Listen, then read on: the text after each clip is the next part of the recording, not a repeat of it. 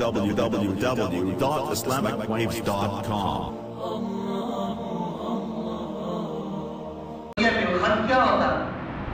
تو ایک دن حضرت سعد مکے تشریف لے گئے، یہ بدر سے پہلے کا واقعہ ہے، تو فرمایا کہ اے امیہ ایسا وقت مجھے بتلا بیت اللہ کے طواف کا جس وقت رش سب سے کم ہو. تو امیہ نے کہا کہ سب سے بہترین وقت دوپہر کا وقت ہے. یہ دوپہر کا وقت آج سے نہیں ہے، 1400 سال پہلے سے، کہ دوپہر کے وقت حرم خالی ہو جاتا ہے. تو کہا دوپہر کا وقت سب سے بہتر ہے. فرمایا اچھا. دوپہر کے وقت نکلے، راستے میں ابو جہل ٹکرا گیا. اس نے کہا امیہ سے کہ من ھذا الرجل، یہ کون ہے؟ فرمایا کہ میرا بھائی ہے جو مدینے سے آیا ہے. فرمایا اچھا، جو صحابی ہو کر کے اور مسلمان ہو کر کے یہاں سے چلا گیا تھا. انہوں نے کہا ٹھیک. تو کہا کہ اگر حضرت سعد کو مخاطب کر کے کیا کہا کہ اگر تو امیہ کے ساتھ نہ ہوتا تو میں تجھے ایک قدم بھی آگے نہ بڑھنے دیتا. کون کہہ رہا ہے؟ سرداران مکہ میں سے. لیکن حضرت سعد بھی کس کے صحابی ہیں؟ اللہ کے نبی علیہ السلام کے صحابی.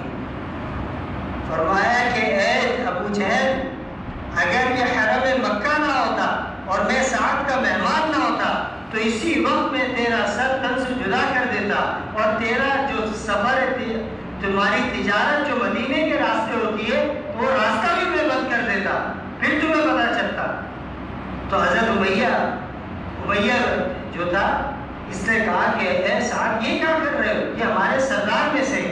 فرمایا تمہارے سردار میں سے، لیکن میرے نبی علیہ السلام نے مجھے بتلایا ہے کہ ایک مسلمانوں اور کفار کے درمیان واقعہ ہوگا، اس کے اندر شیبہ، عتبہ، ابو جہل، ابو سفیان اور امیہ بن خلف، ان کو اللہ تعالیٰ یہاں قتل کرائیں گے. اللہ کے نبی علیہ السلام نے وہ جگہ تک ہمیں لے جا کر کے دکھلائی گی.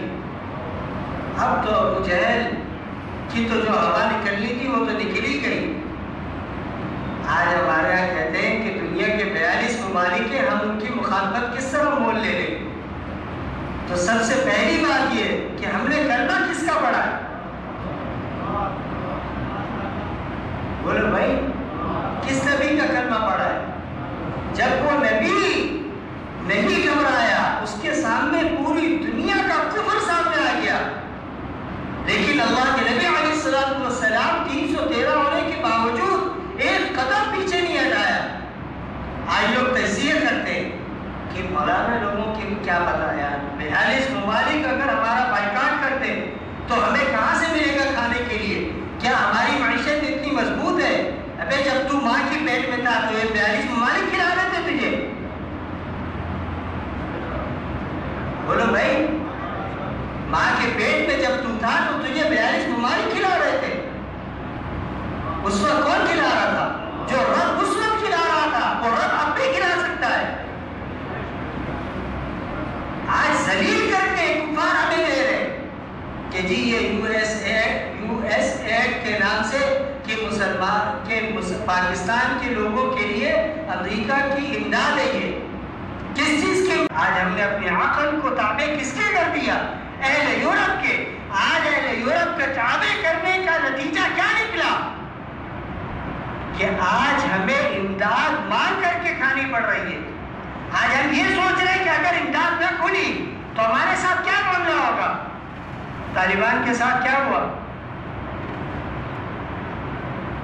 بولو بھائی، ارے کچھ تو بولو. اللہ نے کیا کی؟ اپنی مدد فرمائی. جو اللہ بدل میں مدد کر سکتا ہے وہ اللہ آج بھی مدد کر سکتا ہے. کر سکتا ہے یا نہیں کر سکتا؟ قادر ہے یا نہیں ہے اس چیز کے اوپر؟ انہوں نے تو نہیں سوچا کہ 42 ممالک ہمارے مقابلے کے لیے آئے، لہٰذا ہم بھاگ جائیں، کہیں ایسا نہ ہو کہ ہمیں مرنا پڑ جائے، کہیں ہمیں اپنی جانیں دینی پڑ جائیں، کہیں ہمارے گھر تباہ و برباد نہ ہو جائے، کہیں ہماری بیویاں بیوہ نہ ہو جائیں، ہمارے بچے یتیم نہ ہو جائیں. انہوں نے تو نہیں سوچا. انہوں نے کہا یا اللہ تو نے بھیجا ہے، تو ہی مدد کرے گا.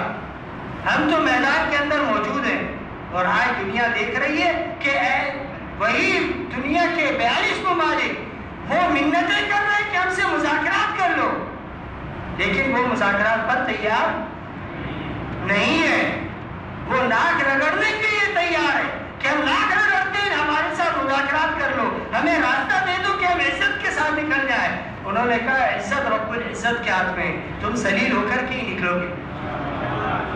اور آج ہم کیا کہتے ہیں؟ نہیں، آپ کوشش کریں گے کہ آپ کو عزت کے ساتھ نکالیں.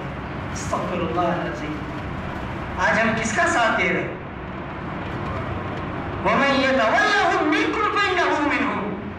جو کفار کا ساتھ دے گا اس جنگ کے اندر، جب بھی مسلمان کفر اور اسلام کی جنگ ہو. حضرت عثمان غنی ایک صحابی ہے، صرف یہ واقعہ سنا کر ختم کرتا ہوں. حضرت عثمان غنی رضی اللہ تعالی عنہ کیا ہوا جس وقت صلح حدیبیہ ہوئی، حضرت جناب نبی کریم صلی اللہ علیہ وسلم نے حضرت عثمان غنی کو مکے بھیجا. کس لیے؟ صلح کے لیے. وہاں سے یہ اطلاع آ گئی کہ حضرت عثمان غنی رضی اللہ تعالی عنہ کو قید کر لیا گیا. اللہ کے نبی علیہ الصلوۃ والسلام نے تمام صحابہ کو جمع کیا اور فرمایا صحابہ اس بات کے اوپر میرے ہاتھ کے اوپر بیعت کرو کہ جب تک عثمان غنی کو ہم چھڑا نہیں لیتے یا تو ہم اپنی جانیں دے دیں گے یا عثمان غنی کو زندہ نکال کر وہاں سے واپس لائیں گے. صحابہ نے موت کے اوپر بیعت کی اور اللہ تعالیٰ نے اس کی گواہی دی. ان الذین یبایعونک انما یبایعون اللہ ید اللہ فوق ایدیہم. جو تم بیعت کر رہے تھے وہ نبی کے ہاتھ کے اوپر بیعت نہیں کی تم نے، اللہ کے ہاتھ کے اوپر بیعت کی اور تمہارے اوپر اللہ کا ہاتھ تھا.